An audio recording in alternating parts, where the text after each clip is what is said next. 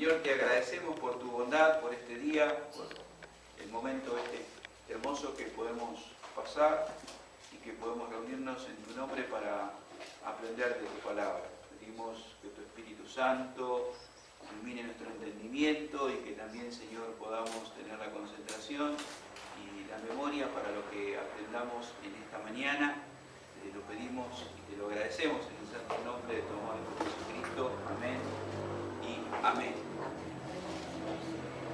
Bueno, hoy tenemos el estudio número 2 de la palabra de la Biblia, el estudio que se titula Unidad en la Diversidad, y vamos a estar estudiando cómo está compuesta la palabra del Señor, cómo está compuesta la Biblia. Tenemos dos grandes objetivos para esta mañana. Primero, conocer, aprender que lo que llamamos Biblia está compuesta por dos grandes segmentos o porciones o partes, que son el Antiguo Testamento y por el otro lado el Nuevo Testamento. Y segundo, que ha sido escrita por una diversidad de escritores, que tiene un solo autor, que es Dios, y que podamos aprender en esta mañana cómo está compuesta tanto el Antiguo como el Nuevo Testamento. La Biblia, tal como la conocemos, todos tienen el apunte así que vamos a completar algunas palabras, algunas partes allí. Pero la Biblia, en principio, lo que tenemos que aprender es que tiene 66 libros. Tiene 66 libros. Esto es lo que tiene la palabra del Señor, la Biblia. El Antiguo y el Nuevo Testamento tiene 66 libros y tiene un solo autor y muchos escritores. Esto también es muy importante. Un solo autor y muchos escritores que han sido escogidos por Dios, guiados por el Espíritu Santo, para que ellos escribieran. Por eso cuando a veces la persona dice, pero la Biblia la escribió un hombre.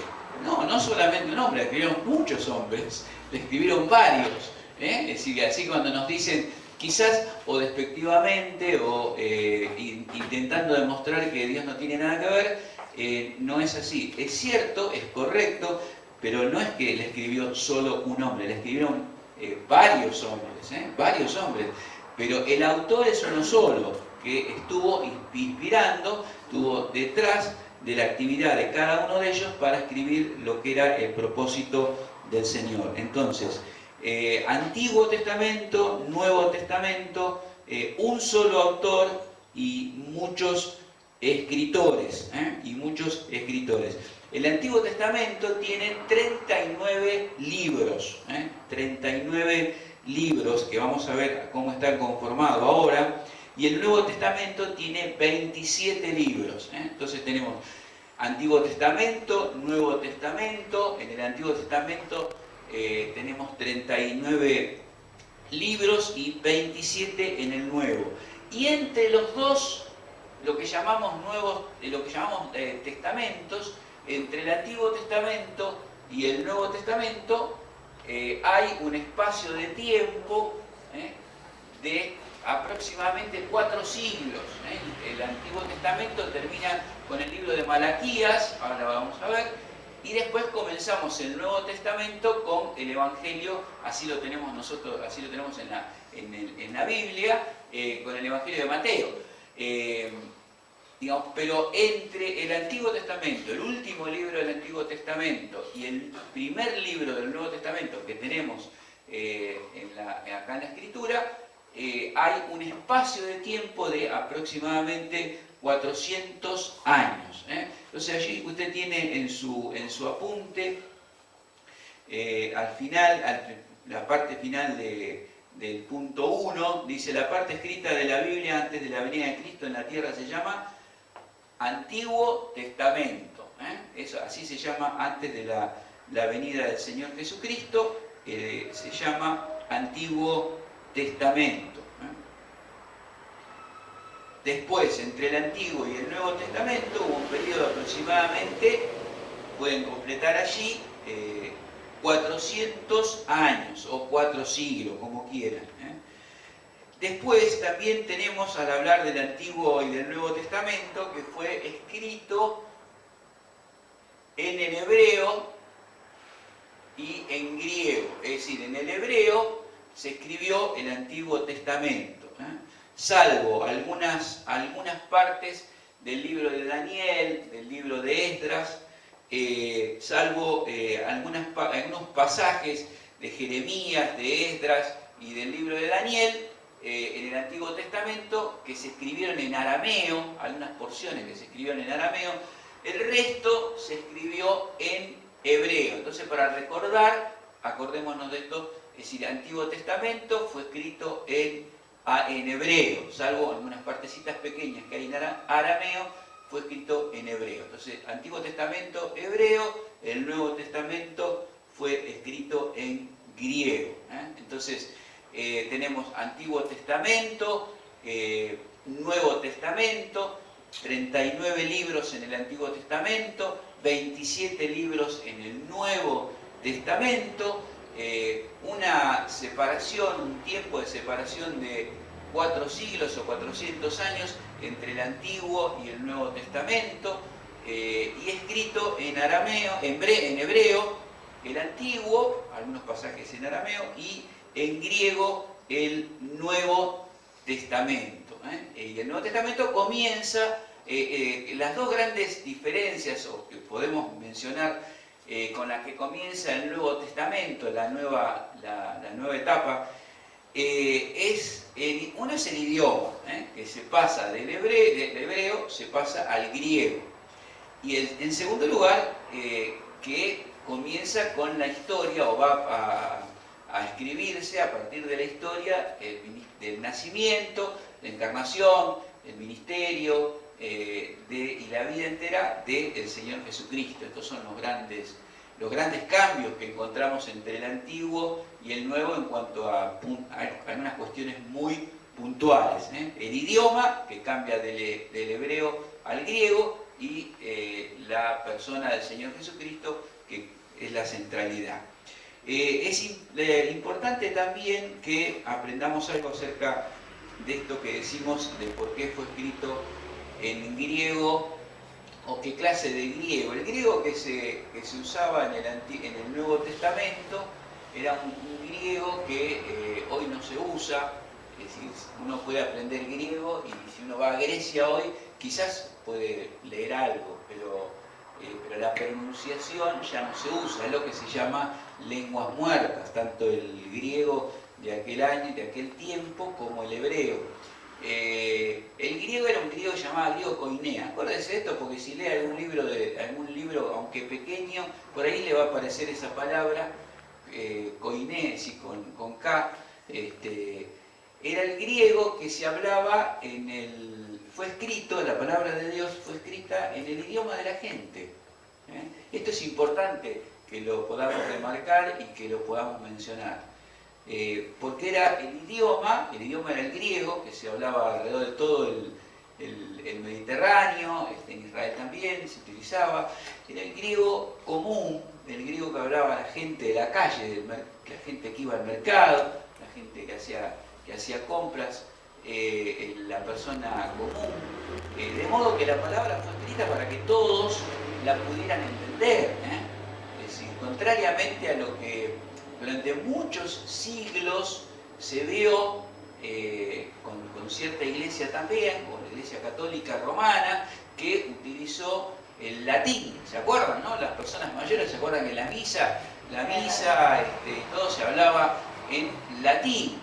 Se decía en latín, con el sacerdote de espaldas al pueblo, bueno, toda una serie de cosas que no tienen nada que ver con la escritura. Y mucha gente se hizo la idea de que así eran las cosas y en realidad no eran así. En realidad no eran así las cosas, ¿no? Es decir, sino que la Biblia, especialmente el Nuevo Testamento, había sido escrito, si bien hace 2000 años, en un griego que la gente podía entender. Por esa razón, también a lo largo de los siglos, se trató de que la gente se fueran haciendo las traducciones para que la gente pudiera leer la Biblia. Esto fue uno de los grandes objetivos de la reforma religiosa del siglo XVI, con Lutero, con Calvino y con otros reformadores del siglo XVI, traducir, y los que vinieron después, traducir las escrituras al idioma de la gente, para que la gente pueda leer la palabra del Señor. Fíjense allí en su apunte, ustedes tienen para completar ahí la traducción al castellano que generalmente usamos, se llama, ¿cómo se llama? Reina Valera, que en realidad no es uno que tiene dos apellidos, sino que son dos, Casiodoro de Reina y, como dice allí, y Cipriano de Valera. Ustedes saben que estos dos personajes eran monjes católicos que estaban en España, para ser breves, estaban en España y había un señor que después se cree martirizado, fue un mártir llamado Felipillo. Él contrabandeaba en la época de la Reforma, traía en tambores, traía Nuevos Testamentos.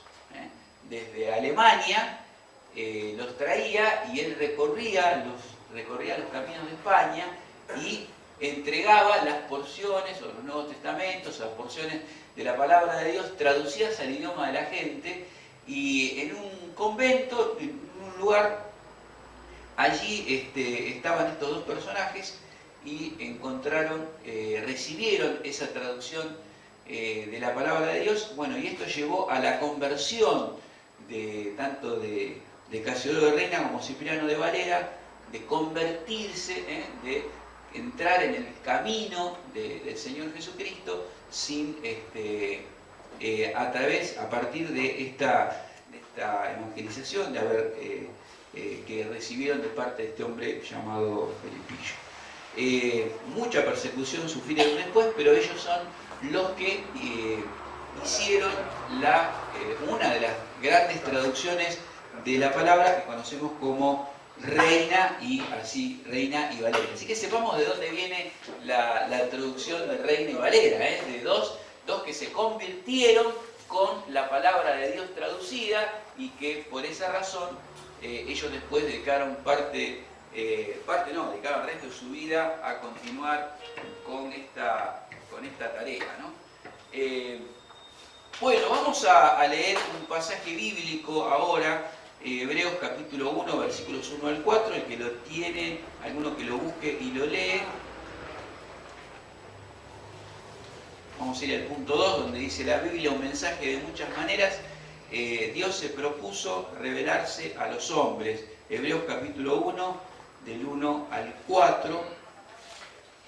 Dios, habiendo hablado muchas veces y de muchas maneras en otro tiempo a los padres por los profetas, en estos postreros días nos ha hablado por el Hijo, a quien constituyó heredero de todo y por quien asimismo hizo el universo, el cual, siendo el resplandor de su gloria y la imagen misma de su sustancia, y quien sustenta todas las cosas con la palabra de su poder, habiendo efectuado la purificación de nuestros pecados por medio de sí mismo, se sentó a la diestra de la majestad en las alturas, hecho tanto superior a los ángeles, cuanto heredó más excelente nombre que ellos.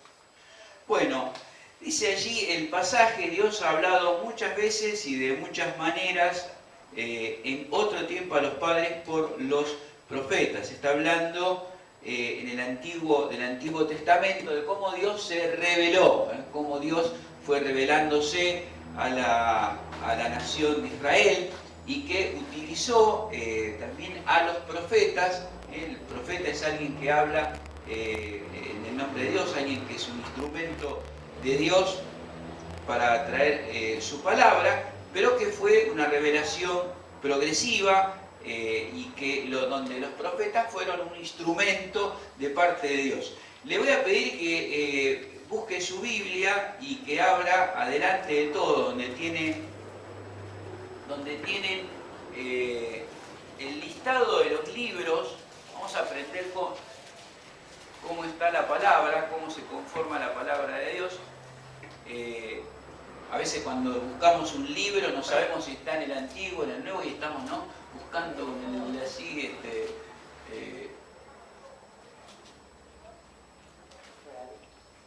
el Antiguo Testamento, cómo se clasifica el Antiguo Testamento y cómo se clasifica el Nuevo. Y esto es muy importante para nuestra meditación, para nuestro estudio, para la predicación, para buscar consejos para nuestra vida. Entonces, vamos a mirar lo que se llama el Pentateuco, así se denomina, el penta significa en griego 5,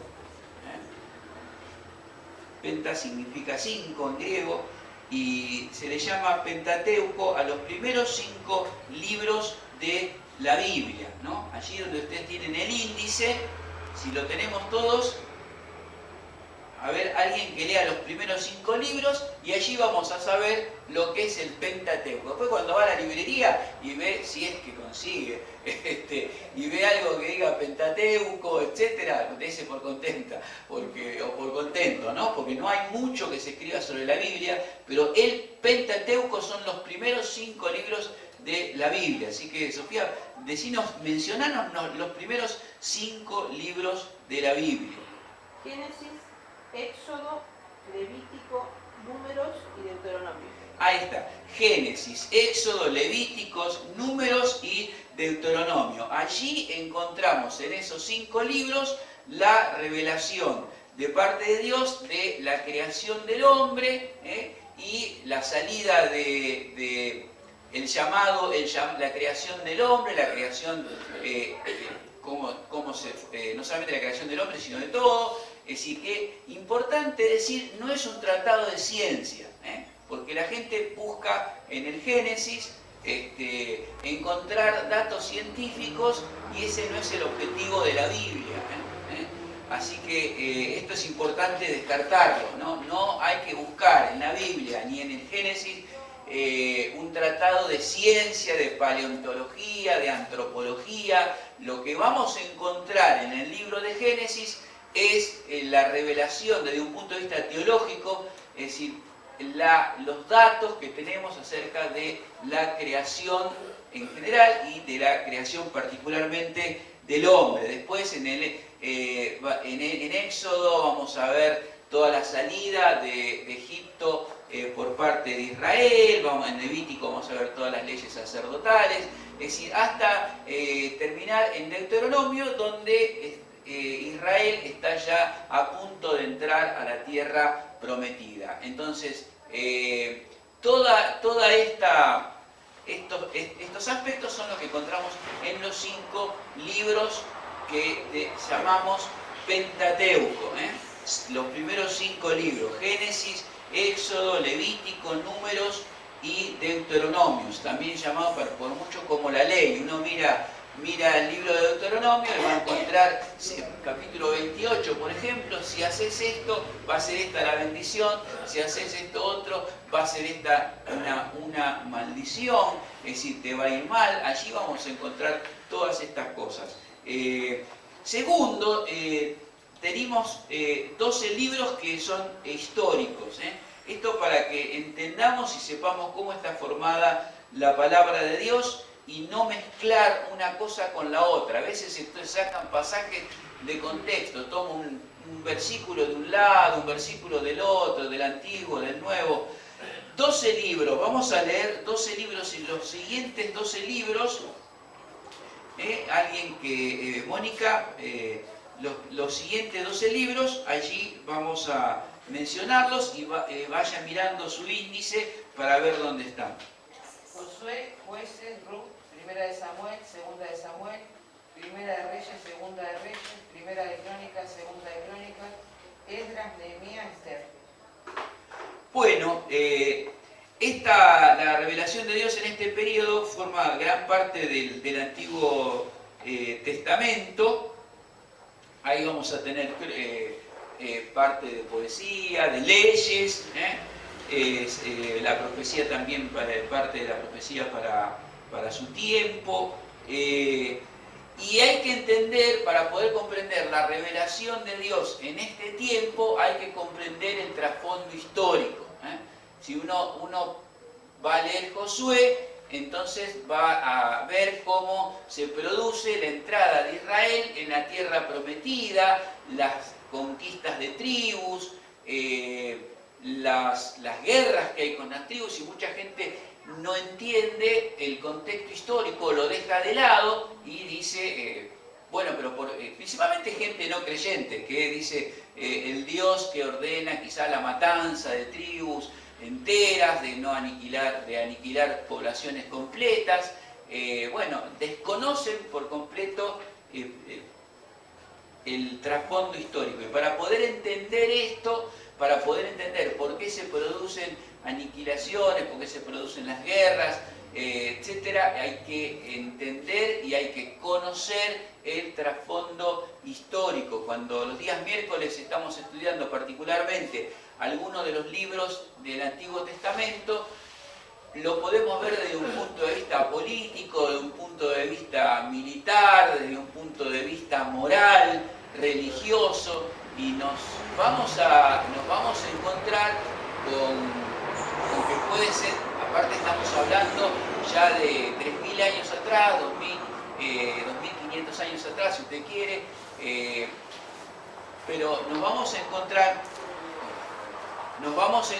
con situaciones que si fuesen puestas en el día de hoy, que de hecho las hay, también en algunos casos, bueno, realmente la sociedad tendría muchísimos problemas para vivir, ¿no? Es decir, desde el punto de vista moral, Israel tiene que entrar en una tierra donde se practica el incesto entre los padres, es decir, la relación sexual entre padres e hijos, entre hermanos, donde se practica el bestialismo desde el punto de vista sexual entre el ser humano y los animales, donde se practica el sacrificio de niños, es decir, el primogénito de cada familia era entregado en rituales de tipo satánico, quemado vivo, ofrendado a los dioses, entre comillas. Es decir, si uno desconoce este contexto, este trasfondo histórico, y me es muy difícil entender lo que sucede allí. Pero por eso la importancia que se tiene de conocer el trasfondo histórico, ¿no? Bueno, entonces tenemos el Pentateuco, que son los primeros 5 libros de la ley, los 12 libros históricos. Después vienen 5 libros que son los libros llamados poéticos, ¿no? Daniel, podés mencionarlo, los 5 libros que siguen son los 5 libros poéticos de la palabra del Señor y que nos ayudan a encontrar sabiduría para la vida, para enfrentar grandes problemas de la vida, el sufrimiento, la muerte, decepciones, etc. Allí vamos a encontrar mucha sabiduría, y en realidad no son libros, en el Antiguo Testamento no son libros muy leídos, pero que son, sí, yo diría que deben ser muy recomendados, porque leer el libro de Proverbios realmente trae una inmensa sabiduría para la vida diaria a cada persona. Leer el libro de Job nos trae, frente al sufrimiento de la vida, una gran sabiduría también para enfrentarla. Leer el libro de Eclesiastés, creo que Eclesiastés es uno de los primeros libros que con mi esposa leíamos sin ser creyentes, con nuestra primera Biblia, y inclusive yo recuerdo haber sido hasta evangelizado, ¿no? Yo era joven, tenía unas tremendas crisis y escuchaba todas las mañanas, 6 menos 5 de la mañana, un programa de radio que una iglesia tenía, donde decía: joven, acuérdate de tu Creador en los días de tu juventud, antes que vengan los días malos en los cuales no tendrás contentamiento. Han pasado 28 años, todavía lo recuerdo. Taladraba mi alma esa palabra, 6 menos 5. Y el Espíritu Santo usando esa palabra, tocando mi propia vida. Entonces, estos 5 libros, que no se los lee mucho, léanlos. Daniel, ¿podés mencionarnos los 5 libros? Job, Salmos, Proverbios, Eclesiastés y Cantares. bueno, más allá de la interpretación que se pueda tener del Cantar de los Cantares, para algunos el Cantar de los Cantares es una metáfora del amor de Cristo por su iglesia, para otros no, pero independientemente de la interpretación que se tenga, forma parte de lo que llamamos libros poéticos, Proverbios, Eclesiastés, Job, Salmos, Proverbios, Eclesiastés y Cantar de los Cantares. Después tenemos los libros proféticos, que los vamos a dividir en dos, los profetas mayores y los profetas menores. Los profetas mayores son Isaías, tiene allí su guía, ¿no? En la Biblia, los vamos a estar leyendo. Profetas mayores, Isaías, Jeremías, Lamentaciones, que es una continuación de Jeremías, Ezequiel y Daniel. Estos son los 5 profetas mayores. No quiere decir que los otros sean menos importantes, pero cuando hablamos de los profetas, estos tienen su tiempo en el Antiguo Testamento, en su época en la cual sirven a Dios, hablándole a Israel de parte de Dios, en distintos contextos, pero estos son los llamados 5 grandes profetas mayores: Isaías, Jeremías, Lamentaciones, Ezequiel y Daniel. Después vienen 12 profetas menores.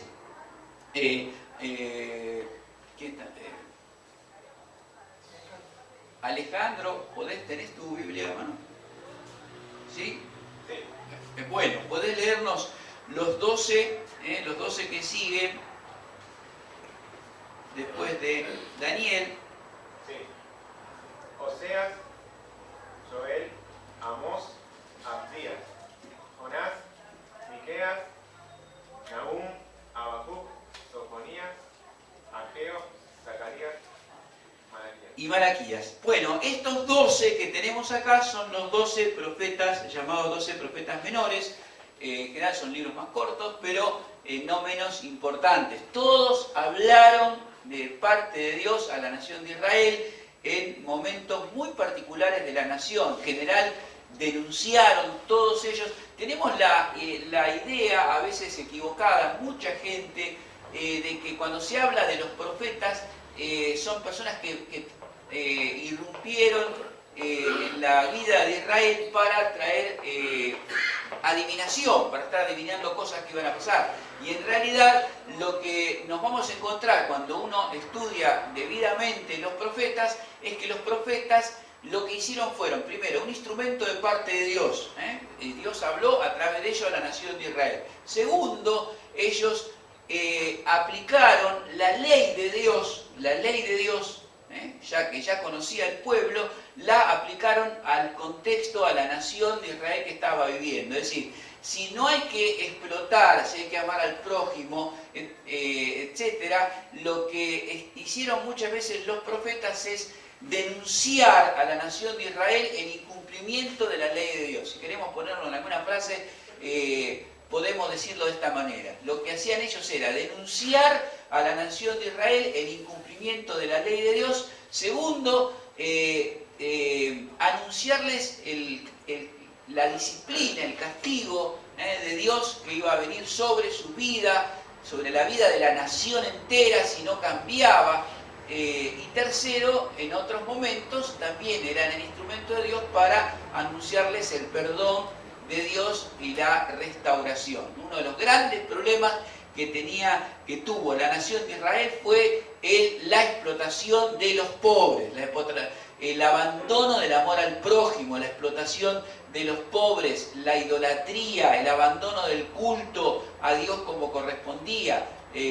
Hoy se habla mucho de los profetas, pero poco del amor y de la justicia para la gente pobre, para los hermanos más pobres, para la gente más humilde. Y estos fueron fue una de las grandes tareas de los profetas: denunciar a la nación de Israel la falta de justicia, la explotación de los más pobres, la idolatría, el abandono del culto, la corrupción de la sociedad, la corrupción de los líderes religiosos, la corrupción de los gobernantes. Parecería que estamos hablando del día de hoy, ¿no? Sin embargo, estamos hablando de más de 2.500, 3.000 años atrás. Esto fue parte de la función de los profetas y también así fueron las luchas que tuvieron cada uno de ellos, ¿no? Tuvieron luchas muy graves. Algunos terminaron su vida en el exilio junto con el pueblo, otros, según se cuenta la tradición, según cuenta la historia, la tradición, terminaron sus vidas con grandes sufrimientos, ¿no? Isaías, por ejemplo, se cree, según la historia, que terminó, lo metieron, es decir, llega un momento que el pueblo no quiso escuchar más a un hombre como Isaías, lo metieron en un árbol hueco y lo cortaron por la mitad con una sierra de madera, para que fuera más terrible el sufrimiento. Hay cosas que tenemos que aprender de estos grandes, tremendos hombres de Dios, es decir, que han sido un instrumento tremendo en las manos de Dios, pero que también no les ha sido fácil, tampoco a los apóstoles, que vamos a ver ahora. Bien, así terminamos con el Nuevo Testamento. Con el Antiguo Testamento, y vamos ahora al Nuevo Testamento, que tiene, como decimos, la Biblia tiene un mensaje, dice allí el punto B de su apunte, un mensaje con una unidad central, que es la persona del Señor Jesucristo. El pasaje que leímos de Hebreos 1, 2 al 4 decía: en los últimos tiempos nos ha hablado por medio de su Hijo, por medio de su Hijo Jesucristo, que es la revelación máxima de la palabra del Señor. Quiero concentrarme en cómo está compuesto el Nuevo Testamento para que sepamos cómo usarlo, cómo leerlo. La primera parte tenemos 4 libros biográficos que son los que conocemos como los Evangelios. Lo que conocemos como los Evangelios. ¿Cuáles son los Evangelios? Mateo, Marcos, Lucas y Juan. Cada uno de ellos habla, desde distintas ópticas y a distintos destinatarios, habla de ¿quién? Del Señor Jesucristo.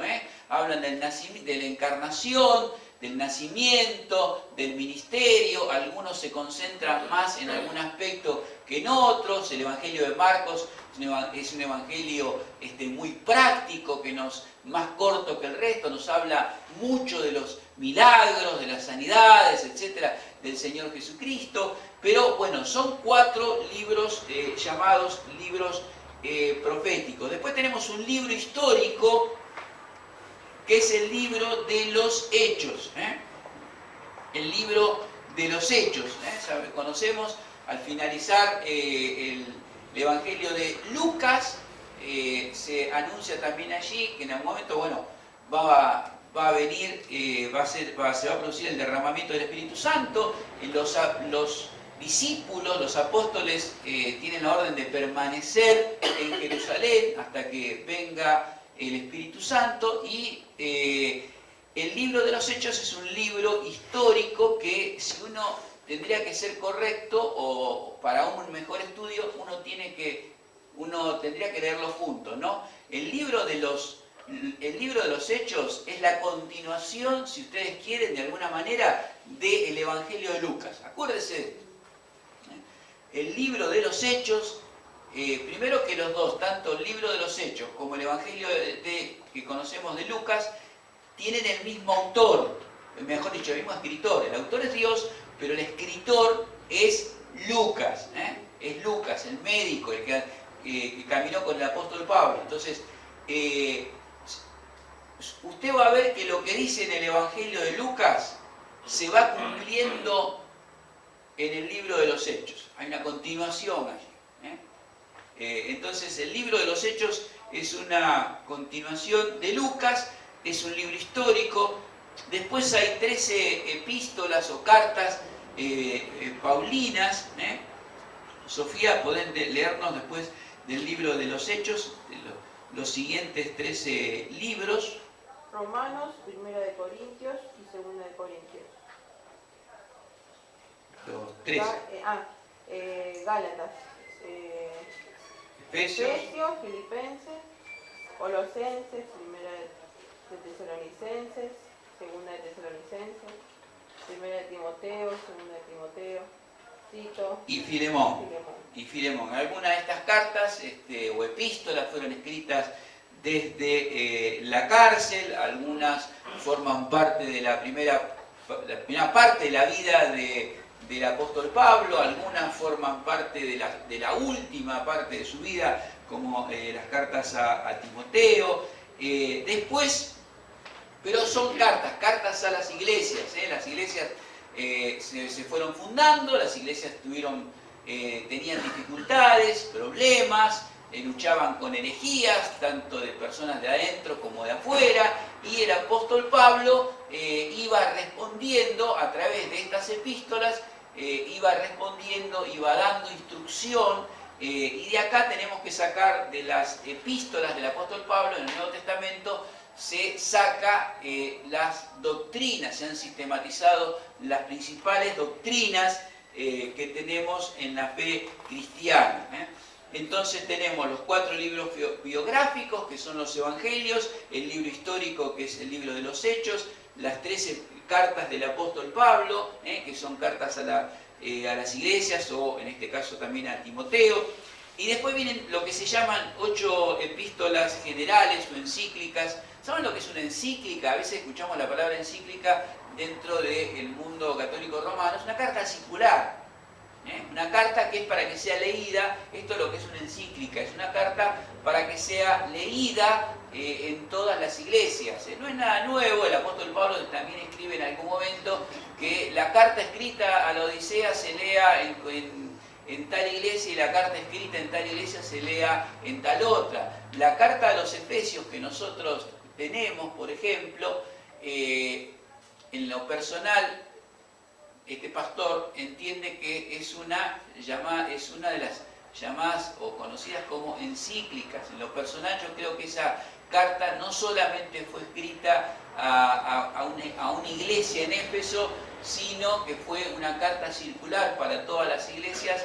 Y voy a decir por qué. Porque la palabra en los principales manuscritos que tenemos, la expresión a los Efesios no está presente. Es decir, por esa razón es que yo entiendo que esa es una encíclica, es una palabra, es una carta escrita por el apóstol Pablo para que sea leída por todas las iglesias. Más allá de que obviamente es inspirada por el Espíritu Santo y el autor es Dios, es decir, no es solamente una carta escrita a una iglesia en particular. Entonces tenemos acá 8 epístolas generales: Hebreos, vamos a ver un poquito rápido, Hebreos, Santiago, primera y segunda de Pedro, primera, segunda y tercera de Juan y Judas. Vamos a la primera carta de Pedro rápidamente, por favor, para que podamos ver un pequeño e importante detalle. Primera carta del apóstol Pedro, para ver un poco lo que llamamos cartas generales, o utilicé la palabra encíclica para que pudiéramos relacionarla más con este tiempo. Versículo 1, por favor, Mónica. Pedro, apóstol de Jesucristo, a los expatriados de la dispersión en el Ponto, Galacia, Capadocia, Asia y Bitinia. Ahí está. ¿Ven? ¿Está escrita para una sola iglesia? No. Para toda la iglesia, obviamente, es para todos nosotros, pero originalmente no es a una iglesia en particular, sino a todos los hermanos que están, y fíjense que no habla de una iglesia en particular, sino habla de regiones, es decir, el Ponto, Galacia, Capadocia, Asia, Bitinia, es decir, toda una inmensa, todo esto que estamos mencionando acá, es todo Asia Menor. Es decir, todas las iglesias que estaban allí reciben esta carta. Bueno, estas son las 8 epístolas generales o cartas generales. Hebreos, Santiago, primera y segunda de Pedro, primera, segunda y tercera de Juan y Judas. Tienen muchos consejos para la vida práctica. Las cartas de Pedro especialmente para iglesias que están pasando o estaban pasando momentos de sufrimiento. Allí hay mucha enseñanza de doctrina y también de la vida cristiana. Tenemos un libro profético al final, que es el libro de Apocalipsis, o Revelación, también se llama. El libro de Apocalipsis es el último de la Biblia y allí encontramos en el período apostólico, también así como se escribieron otras cartas, también tenemos esta revelación de parte del Señor. Esto tiene que ver con el fortalecimiento en la fe de muchos hermanos que estaban atravesando momentos muy difíciles de persecución. Esta es la revelación del Señor también para ellos. Por eso este libro no solamente tiene una revelación, tiene una interpretación hacia el futuro, hacia las cosas que van a venir, sino también tiene, desde mi punto de vista, tiene una interpretación, o tuvo una interpretación también clara para nuestros primeros hermanos. Es decir, qué sentido tiene a gente que está siendo masacrada por su fe hablarle de lo que va a ocurrir dentro de no se sabe cuándo. ¿Se entiende lo que quiero decir? Es decir, no tiene ningún sentido que Dios le traiga revelación a Juan para un libro, para que escriba las cosas que ve, para que las comunique a gente que decir, bueno, a mí, ¿de qué me sirve todo esto? Sí, pasaron 2000 años y todavía seguimos, hay gente que sigue inventando cosas. Entonces, el libro de Apocalipsis sí habla de cosas futuras, es un libro simbólico, pero también es un libro que trajo una palabra de consuelo y de fortaleza a hermanos que estaban atravesando situaciones de tremenda persecución de la iglesia. Cuando yo estaba en la facultad de teología había unos hermanos que eran descendientes de alemanes y contaban ellos cómo el libro eran de la iglesia luterana y compartían ellos como el libro de Apocalipsis a comunidades. Ustedes saben que la iglesia luterana durante la Segunda Guerra Mundial se dividió en dos. Parte apoyó el sistema político de Hitler y parte se mantuvo absolutamente fiel a las escrituras, lo que se conoce como la iglesia confesante. Es decir, donde hubo muchos mártires también, entre ellos personas que murieron también por su fe. De ellos hay pastores muy conocidos, teólogos que han perdido la vida. Pero bueno, era interesante escuchar a estos hermanos contar cómo sus abuelos en aquel momento leían el libro de Apocalipsis, la persecución, el clamor por justicia, y para ellos era un consuelo y un fortalecimiento en la fe absolutamente importante, ¿no? Entonces, el libro de Apocalipsis, la gente siempre, cuando se habla de leer la Biblia, quiere dos cosas: o empezar por el Génesis o entender el Apocalipsis.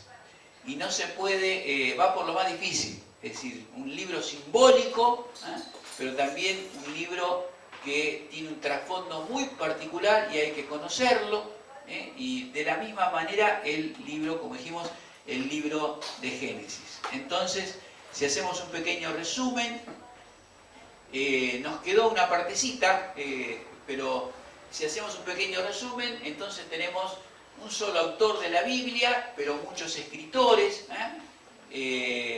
dos grandes partes, el Antiguo Testamento, el Nuevo Testamento, el Antiguo Testamento escrito en hebreo, algunas porciones escritas en arameo, el Nuevo Testamento escrito en griego, y todas las divisiones que hemos encontrado, que hemos mencionado durante la clase, tanto del Antiguo como del Nuevo Testamento. Esto es importante para que sepamos de dónde sacamos las doctrinas y cuáles son libros que tienen que ver con sabiduría, que tienen que ver con poesía. No se saca una doctrina para la iglesia del libro de Proverbios. ¿Se entiende esto?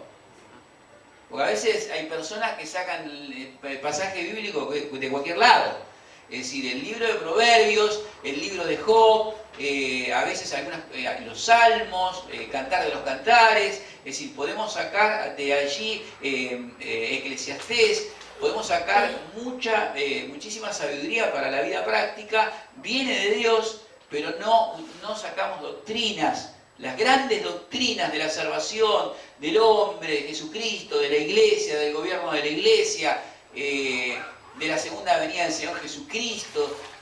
Nada de esto se saca de esos libros. Entonces tenemos que para eso es que aprendemos estas grandes divisiones. Si queremos conocer acerca de la vida de Jesucristo, de primera mano, pues tenemos que ir a los evangelios. Queremos conocer cómo empezó la iglesia en el Nuevo Testamento, tenemos que ir al libro de los Hechos. Queremos ver problemas prácticos en la vida diaria de la iglesia, de los creyentes, y un sinfín de problemas con los cuales hay que enfrentarse en el matrimonio, en la vida laboral, etc. Vayamos a las epístolas del Nuevo Testamento, a los profetas en el Antiguo Testamento, y vamos a encontrar allí las respuestas que Dios nos da.